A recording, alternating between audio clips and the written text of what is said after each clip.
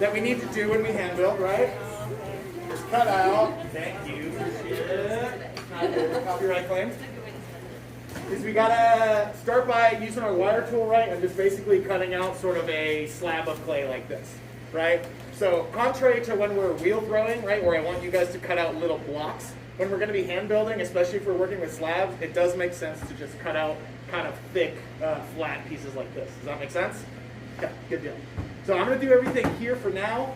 Traditionally, I would probably do this on this dark clay only canvas table over here. I've got it all covered in my demo stuff right now, but this is a lot of times where I do this kind of thing. So first things first, what I usually do is just start to smack this out, especially if it comes in super thick, right? You want it to roll through this kind of tiny little space here, so you don't want it to be crazy thick when it goes through because it's going to put a lot of torque on the plate, right? So first thing I do is kind of smack it down to be a little bit more manageable, right? And then what I want to do is I want to grab it from the underside like this, then I want to flip it up, and then throw it back at myself. And then on the bottom side, you can see here I have a bunch of like weird folds and places where it doesn't look pretty. I'm going to spend a sec just kind of cleaning those up. Because as I stretch it, those get more severe. So if there's any like little crack I have now, once I stretch it, that's going to be a giant crack, right? So I'll do this. I usually come through the sides and kind of clean up any weird spots I have forming there. And so because I'm going to use the slab roller for this, I only want to stretch it in one direction, because then when I load it into the slab roller is going to stretch it that sideways direction, right? So I'm just going to do this a little bit more until it gets to a size that seems a little bit more manageable to go in here smoothly, right? It just seems good. And we don't want to get this too stretched out or too thin, because if it's too thin, this won't actually do anything to it, and you'll have uneven spots in your slab. So I always want to be a little bit thicker than whatever gauge I set this to. And on that note, pardon me, there's little markings on these guys, right? I find the easiest way to make sure I get like the right consistency the whole way through is to use these slab gauges. So what I use whenever I hand build is the skinniest one, which is this 5/16, and they're all sort of marked here, right? So let me throw these away off real quick so I can show you how this works. So basically, I take my 5/16 bit, I slide it through, and I want it to just barely fit. Can you guys see that this has like quite a bit of play there? So what I need to do is I'll spin it clockwise to sort of get it to where it doesn't fit in, and then I'll slowly counterclockwise until it goes through, right? And I want it to not have a bunch of jump here, but I want it to slide through pretty easily. Then if I slide to this side, it's stopping, which means that side's too low. We do the same thing here. Come in, it doesn't fit. We'll go counterclockwise to open it up a bit until that slides through. And we want it to skate under the whole thing nice and evenly, right? That makes sense? So 5/16 is the thickness I usually shoot for. That'll yield you a piece that's light, but not so light that it feels kind of like dainty or easily breakable, and also like sturdy, but not feeling heavy, right? Substantial is like the nice way to say like that's a heavy pot. It's like right on that cusp of substantial, but it's not overbearing, you know what I mean? So what I'm gonna need to do is I'm gonna need to grab one of these canvases. I want it to fold in half where the folded side is up towards the front here, okay? I'm gonna get that nice and even. Slide it down here. There's different ones for different types of clay. You can tell by how like pink this one is, and this one's for red clay. They usually will say on the bottom somewhere too, like red clay only or white clay only, right? We'll use the red clay ones while we have the red clay, obviously. Get this nice and flattened out. I want to squeeze this through my 5/16 jaws here until just a smidge of it is poking out the other side so that I have something to hold on to, okay? Then what I'm going to do is I'm going to take the top edge, throw it over like that. Ooh, this is funny. This one says white clay only. It's like dyed red. That's hilarious. Someone didn't read. And then what I'm going to do is I'm going to take my slab, and I'm not like trying to put giant finger marks in it when I'm picking it up, right? So I kind of lay it over my whole wrist like this. And then we'll load it in to the front here. If you have a really thick slab, this one doesn't need it, right? But if you have a really thick slab, what I'll often do is kind of smack down one edge of it so that it's got a taper. That way it loads into the jaws a little bit easier, right? You're loading the wrong side in. No, okay, so what you want to do, right? We stretched it one way, so that when we put it in here, it'll stretch it the other way. So you want it to be long this way. So probably yes is what you're. that you're going for. We'll do that. We'll set it in there. And then pull this back over. And I want to smooth out any wrinkles that are happening towards the front end here, because I don't want those to translate into my slab, right? And I'll give it a little push until it lines up under the jaws. Move everything off of this side. And then what we're going to do is with smooth, even motions and pressure, we're going to roll it through. If I go really fast and then really slow, like I've told you guys a bunch of times, clay has memory, and sometimes it remembers having like more torque in a certain spot. And it's kind of difficult in general to get slab work not to warp. So we want to be as consistent as we can at all stages so that doesn't happen. Okay?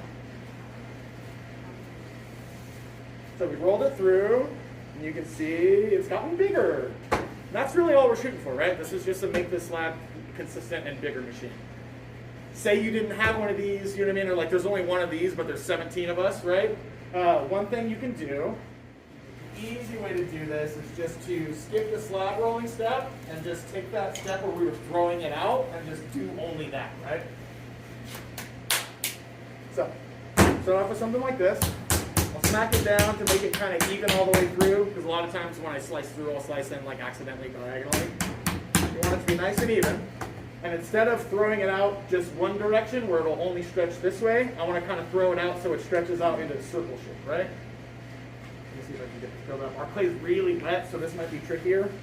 Again, this is something I would do on this canvas table, because that way it won't stick. Just get it, throw it out. See if we can fill it up. There we go. So I usually do it a couple times one way, and I'll pick it up, and I'll rotate 90 degrees, and then I'll do it a few times this way. And I don't have a ton of force, right? I've seen some people do this where they just take this and they just throw it down as hard as they can. It's like not the goal. What we're really shooting for is when we throw it back towards ourselves, we want this edge to hit, and then it'll elongate down, right? So I'll do that, and then I'll spin it a little bit. Cool thing about putting it on something like this is you can spin the actual board instead of spinning the piece. And all we're trying to do here is instead of having like a really long rectangle, we're kind of trying to shoot for a circle or square, right? Because then I'll be able to get that over my whole piece. So this is traditionally like what I do, you know what I mean? You can do this on almost any table surface so long as it's like slightly porous. We'll get it going, so there, we just want it to be, we're not going to go through here, right? So I do want it to get as thin as I want my final product to be. And then as it starts to get bigger and longer, it gets a little bit harder to not mess up or mar with your fingerprints, right? So the thinner it gets, kind of the more gentle I am when I pick it up and throw it for the next one, right? So we'll get it to here. Now, I'll move this to the side. Move this one back. The downside to using canvas to do any kind of stretching is that you have this kind of yucky canvas texture on it, right? Some folks like it. I'm not a huge fan, but if that's something that you like feel free to just leave it in there. What we do here usually is, I don't love that canvas texture. I think it's going to sort of be distracting. So I'll spray it with the mist setting on a bottle like this. And then we have a bunch of these handy dandy scrapers. Be very careful. Try to never, everyone has a tendency to really want to clean them off by doing this. These are actually like pretty close to razor sharp, and like my hands will show you like how many diagonal cuts into my thumb I have. If you ever do need to clean it off this way, right? Instead of doing this, because this will slice right through the sponge and right through your fingers, okay? So I've sprayed it a little bit. I'm gonna hit it with some nice even pressure in one direction. And then I'm gonna then I'm gonna switch over and I'm gonna hit it in the other direction. Okay? You shouldn't have any in yours, but this is also a point where like the clay kind of tells you if it has any weird like air bubbles or inconsistencies. We got any? I know I have one right here. So mine, because this slab wasn't fresh out of the bag, I kind of just wedged some clay together, so there were still some air pockets in there. So I'm gonna come through with a needle tool, kind of give it a bunch of stab-ins wherever I see little air bubbles. And then I'm going to come through and with a wet finger, I'm going to smooth out those little stab holes that I made. And then because I've made some thin spots, I might do one more round of the spraying and then the scraping, okay? Now that we got one of our pieces cleaned off, right, it's all nice here, there's no canvas texture. What I need to do is grab a mold form. There's one on top of it. Aha! So the first thing I want to do is I want to grab a sponge, and I want to sponge this down a little bit. This isn't sopping wet, right? This has just like a teeny bit of moisture in it. But this sort of activates the pores in porcelain and tells it that it's time to like suck moisture out, right?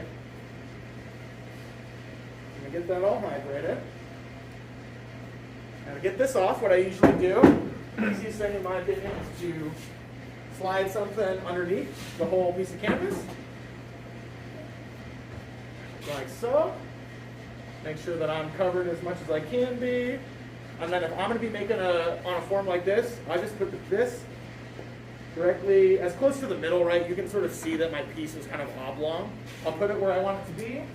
I'll then come underneath. And this is a skill you guys are going to have to learn eventually because this is how we do so much in ceramics, right? There's like a lot of like lift, throw over, catch, right? So that's this.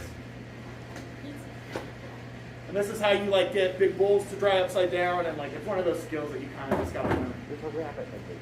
And then I'm going to very gently peel off my canvas. Set this off to the side for now. Then we'll get working on making this actually fit this form, right?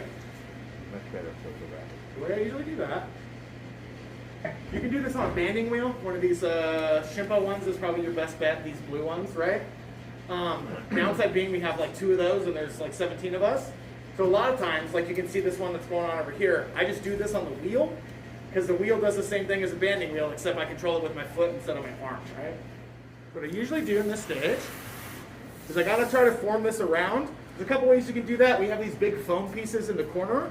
So if you need to, you can sort of lay a piece of foam on it and sort of squish around all like that. What I usually do is just very gently with sort of the pad of my hand, I kind of just coax this into shape.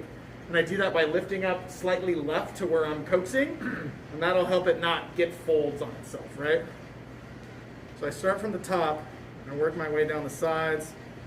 I usually do this for just a bit so I can make sure that that piece gets stuck on there real well. Now this is on here. What I usually do, start from the middle, and then sort of work my way down the sides. And again, this is just to try to get it stuck onto the form. I'll start by going sort of just directly vertically down towards myself. And then after I make a couple passes, that kind of turns into a diagonal swipe like this. I'm kind of trying to coax it to the point where I can just work sideways on it, right? But if I try to do that right now, it's going to get a bunch of folds and stuff. We don't want that. I think there's air trapped in my very base here, so I'm going to try to get that out. There we go. And then work our way down. We're working at a diagonal now. Just with, again, like almost like when we're throwing, I get a sponge, I squeeze most of the water out, and I use it just damp. How much pressure are you using? Not a ton, you know what I mean? Like most things, I'd rather this take you 20 minutes and not like put big gouges into it than take 5 minutes and potentially ruin it, you know what I mean? So not a ton of pressure. But you're not trying to thin it. I'm not trying to thin it, no. I'm really just, again, trying to make it take the shape that I want it to be, right? So we get it to about there where it's like pretty close to the form. Then what I'm gonna do is I'm basically gonna treat this banding wheel like a wheel. So the way I need to do that is I need to get it centered on there. It's kind of tricky when I have this much like extra clay floating around the side. So I'm just gonna cut some of that extra clay off so that it doesn't mess me up later. Like that. And then I'm going to take a peek at it, and just anywhere it seems like it's way overshooting the banding wheel, I'll move it towards the middle, right? I just want it to be close. It doesn't have to be perfect. You can also check from the bottom, and you can see where it's kind of poking out more than the other sides. Should be pretty even all the way around. That seems fine. Now I'm going to start working, again, like sort of treating this like a wheel where one hand is spinning it like this. This hand's locked into myself because I can't use 2 hands like I would on the wheel. Again, which is another reason doing this on the wheel is really helpful. You know what I mean? I'm just going to work my way down the piece. All the way to the very, very bottom. Trying to get these to roll under and not fold on themselves down here. You guys can see, like, based on how I put this on the slab on the piece, like it's really uneven, you know what I mean? But that's okay, because we're gonna fix that in just a second. So now that this is roughly like stuck on there, what I do is I get this spinning. And I come in from the side here, and same way we kind of do when we cut off the lip of something when we're throwing. I'm just going to very gently, I'm not putting a ton of pressure here. I want my wire tool to go all the way across. And then I'm going to keep that wire tool in there, and then I'm going to hand spin this a little bit. So the wire tool won't hurt that. Not wire tool, sorry, but needle tool. It will put gouges into the plaster, but like they all have them, so it's fine. And what I'm going for is I want to press this in until I hear that kind of that scraping noise that's going on. And that way I've known I've gone all the way through the clay. What angle are you at if you're on the other side? So I'm basically just coming in here flat like this. Okay. If you come in at a really severe angle, you'll kind of have less clay to work with. So I just come in completely flat. Does that make sense? Then I will take a needle tool and just go down on those parts and then peel off my excess. And I don't know if you guys can see, what I did is I found the spot that was the highest, right, where my slab didn't quite cover, and I went just above that, and that's where I made my cut. Now we'll get this all situated. Now I could potentially be done here. I don't love the treatment of the lip that's going on right here, right? It's kind of jagged. It might lead to cracking because it's not really compressed. So what I usually do, I call this the like Spock method, so I want my piece to like live long and prosper on. So what I do is I take basically I make the live long and prosper sign, right? I put that in a sponge, and I use that basically, imagine there's a sponge in my hand, to compress the lip here while also compressing the lip here. So what that looks like in practice is this. And I do use a smidge of pressure here. What I'm kind of trying to do is, I don't know if you guys can see, it's kind of subtle. I'm slightly altering the lip shape so that it kind of has a ridge going on here. I'm creating thickness here and then thickness here. That potentially, like what we're shooting for, is those structure points are going to cause it to, when it's in the kiln, not get all wonky and wobbly on us, right? That'll help keep things in round. And also, it does elongate it a bit because we're putting pressure, right? And a lot of times, it'll add kind of a subtle undulation to the lip, which I quite like. I just think it makes it look a little bit more finished than it was just a second ago, right? And Tyler, do you trim these at all, or because it's pretty even, like the way? No, because I don't have to do too much to it, right? From here, I kind of just like let it sit till it's ready to pop off, and then I'll pop it off. So I have a swap going over here. I'm going to check it in just a minute to see if we're close. But I kind of wanted to go over real quick. One of the reasons you would do this as a slab is so that you can decorate it while it's flat. Because decorating a flat piece is a lot easier than decorating something that's kind of bowl-shaped, right? So if you guys can see here, I put some stamps in here, these like little roller stamps that we have, and then I went over it with some slip just to give it some sort of color, right? So because we have a really brown clay body, putting white slip on it adds a lot of visual interest, and that way the inside of my piece isn't just like this brown blank canvas, it'll have a little bit more visual interest, right? So we can do that on this other slab that I rolled out. So usually all I'm doing here is I just want to, again, add some visual interest. We have like hundreds of different kinds of stamps. I might use some of these rolly ones. I like these the best. I'm going to start out by just from one edge, working my way down like this. And this one kind of has like a zebra pattern, which is cool. This will just yield us an end result that looks a little bit more interesting. So I would just do this to add some visual interest, and then we have this wonderful slip. Lives right under here. Can you see where it says like cone 10, test tiles, heat guns, all that jazz? We have this big bucket under there. It's called Poor Man's Porcelain. And you use this just to, if you want your glazes to pop more, they will pop more on white, something white, than they will over something brown, right? So theoretically, you could take like every one of your cups and like paint white slip on it, and then the glaze would look like really nice on there. And we can go over that when we get to glazing, which will be in a couple weeks. All I'm gonna do here is just, again, like try to think about what sort of design motif I wanna go with. I think I might have something a little more gestural just because that's how I like to work, so I'll get this nice and soggy. Theoretically, you didn't have to put any texture in this. You could have just done this, this step on just flat clay, right? We'll just add some sort of textural marks to it. Because it does have texture, it'll like hit on the high spots and not the low spots. This will just make it slightly more visually interesting, I think. So I just wanted some gestural strokes on there so it has sort of flow. That way when you look at it from the side, it has a little bit more visual interest. So, Tyler, can you go over like the stages of clay where you can use the Poorman slip? Like, would Yeah. you? Yeah. So Madison brought that up because some things work better at certain stages. One of the reasons I like this slip so much is because it works at almost every stage. So in my personal work, a lot of times I put this on bone dry clay, but in most slips in general, right, kind of rule of thumb is surface decoration should happen at leather hard. So like just kind of keep that in the back of your mind. If you pass that a little bit, it's not the end of the world, right? This will work on bone dry clay, but it's gonna have the best adhesion from the slip to your actual clay body if you do it at leather hard like this, okay? Is that the same case with carving, if you do the carving? Yeah, if you're gonna do any carving, it's kind of like a loose rule of thumb that like most surface decoration in general should be done at leather hard. That's when most people do it. Like most things in ceramics though, like there's workarounds, you know what I mean? But you have to know how to do the workarounds and they're kind of specific sometimes. But yeah, this is when I would be doing most of my surface decoration if I'm gonna be doing something flat. Does that make sense? Right? So if you're gonna make a thing and you wanna get it off same day, put it on a wheel with a fan sort of pointed at it. That way the wheel can be spinning so it's drying evenly, right?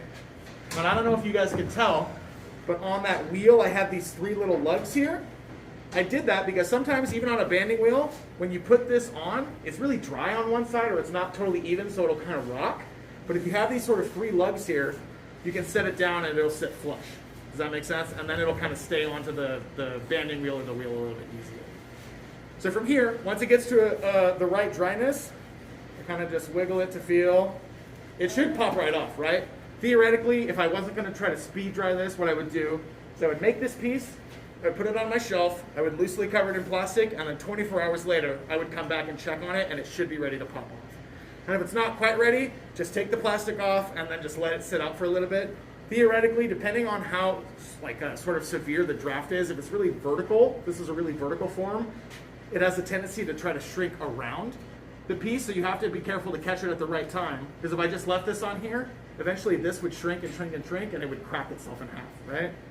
But now that I've got it to this point, this one's hard enough to where I can sort of just lift it off, and you guys can see sort of the end result that I have going on here with just some texture, right?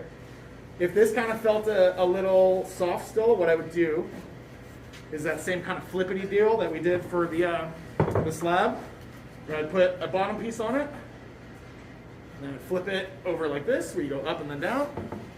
And then I would grab it and lift this part out. Does that make sense? But this, like, the purpose of it is you can end up with really cool pieces like this that have like a lot of visual interest going on the inside, and it's like relatively easy to do. Like this would be a hard form to throw and then decorate like that, but we were able to do that in like 10-20 minutes. You know what I mean? Is that your roller? Yeah, so there's rollers in here and different stamps and stuff. And like there's a bunch of stamps in the bottom drawers here. Again, anytime you want to grab something out of there, just check with me or check with whoever's on shift so that we know kind of what goes where. But that's for the most part the whole process. So from here, the only thing I would do now that I've popped it off is I don't love the way that the lip looks. So all I'm gonna do, and this is another one of those tools that I recommended you guys grab, right?